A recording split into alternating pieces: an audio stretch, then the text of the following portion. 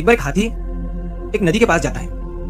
वो हाथी अपनी सूंड से उस नदी का पानी लेता है और अपने ऊपर डाल रहा होता है।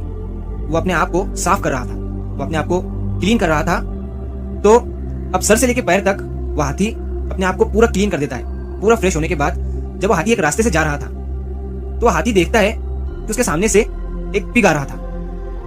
अब वो जो पिग था वो पूरे तरीके से सर से लेके पांव तक, ऊपर से लेके नीचे तक पूरे तरीके से कीचड़ में भरा हुआ था।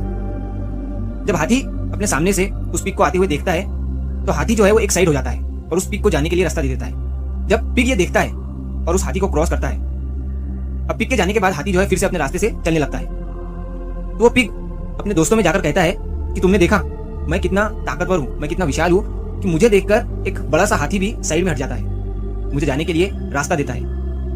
जब ये बात हाथी के दोस्त सुनते हैं तो वो हाथी के पास जाते हैं और हाथी से कहते हैं तुम उसे देखकर डर गए और साइड में हट गए, तुमने उस छोटे से पिग को जाने के लिए रास्ता दिया।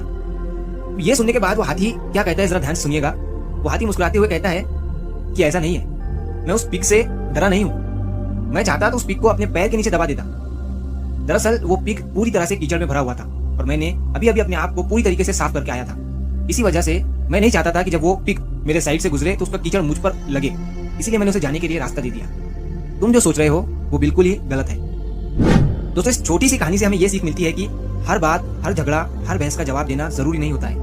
कभी कभी चुप रहना, साइड में हट जाना ही सबसे बड़ा जवाब होता है। याद रखिए, किसी ने कहा है कि silence is the best weapon in this world. चुप रहना या खामोश हो जाना इस दुनिया में सबसे बड़ा वेपन है। देखो, किसी ना समझ इंसान से बहस करना वैसा ही है जैसा कीचड़ में पत्थर मारना।